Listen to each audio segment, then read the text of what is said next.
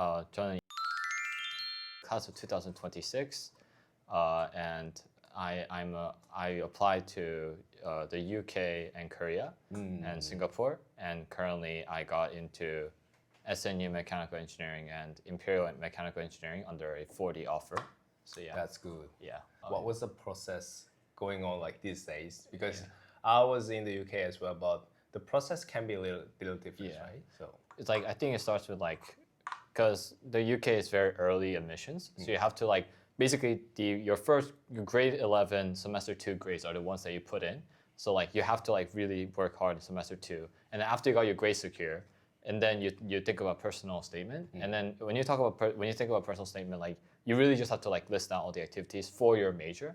Like it'll look weird if you like write down, oh, I'm interested in like mechanical engineering, but look at the student politics I did. It'll be like, okay. So you have to really focus on that. And then the admission test. And I think that's really important because like for me, it was ESAT. And then really preparing for that is not only helpful for, of course, getting to the university, but also like after you do ESAT, like the IB physics is like pretty easy. So that was a really good learning experience. well, was that the ESAT is just only for the like Imperial, or was that like the things in common? Now, Oxford and Imperial both do ESAT, but then back then I did, Oxford did PAT, but PAT I screwed up, but ESAT I did pretty well. But for ESAT, I think it's UCL Electrical Engineering, Warwick Electrical Engineering, and Imperial most engineerings have to do ESAT. Okay. So how about like Korea? What was the process?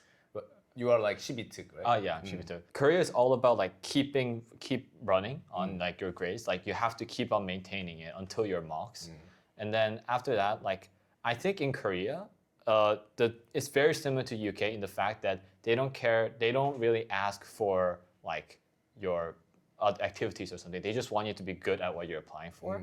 So like, of course, your grades are a priority. Like SAT, TOEFL, none of that matters if you don't get like a 44 or 43. So like you have to really work hard for that. And then the essays, I think is the second most important part. Like you have to really show your passion, but with evidence. You can't be very subjective. Yeah. And then after that, I think it's just you put it in, and then for KAIST there's an interview process, but for SNU, whether or not you get an interview or not, there's even probability of getting it. So yeah, there's that component. Okay, that's fair. If you apply to the SNU, you got like the personal statement things, right? So like you said that based on the evidence, right? Yeah. So we cannot make the stories up, Yeah. right? Sometimes because everyone's saying that I'm passionate or Yeah. something like that. So the based on evidence really means that awards or the things like that, right? Yeah. So what kind of like awards you actually got it? Oh, like I got a like something similar to like a gold award from an invention competition.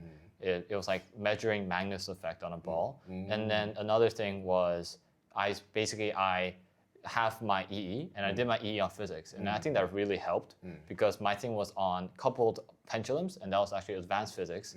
So I had that, and I modified it, and I worked ahead beyond that, and then I submitted it for a research competition, and then I got Grand Prix for that. So I was like, okay, two birds with one stone. So that was interesting. good, yeah. And also BPHO, I think that helps. BPHO. Like getting like participation award again, like good for you, but then like I think it's really important to get beyond that. Like just getting a merit award for I think the physics challenge is merit award or gold award for SPC.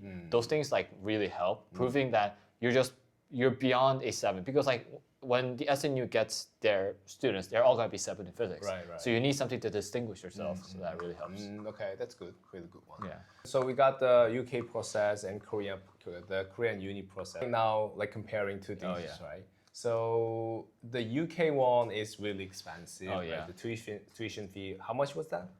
I think the first year tuition fee is £45,000 per year. Yeah. Right. In your mind, that was like 50-50, you said? Yeah. Currently it's 50-50 as well, Currently yeah. 50-50, okay.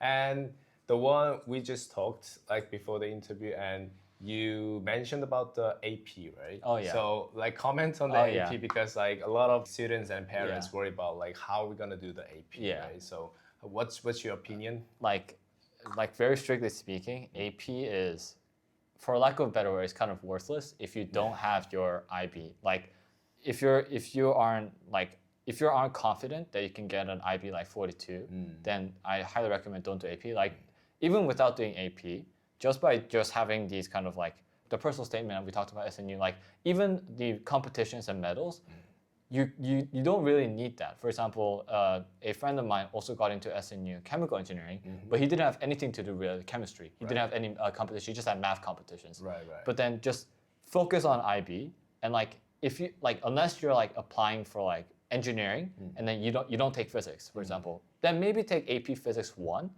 But other than that, like don't take like AP Statistics, AP Calculus BC, because like they don't really care about that. Yeah. That's a good one. That's a good one. Yeah. I always tell parents and students that unless you get like 44 in IBs or 45 in the IB predicted and you have nothing to do, it's okay then you do the AP. Or if you want to go like medical school, then I recommend to do that. However, if not, it's really like not worth that, right? Yeah. And then one of your friends like going to what? Stanford Law Track or something. And another friend of mine got into KAIST. But then all three of them, the similarity is that they just did what was for their major. Right.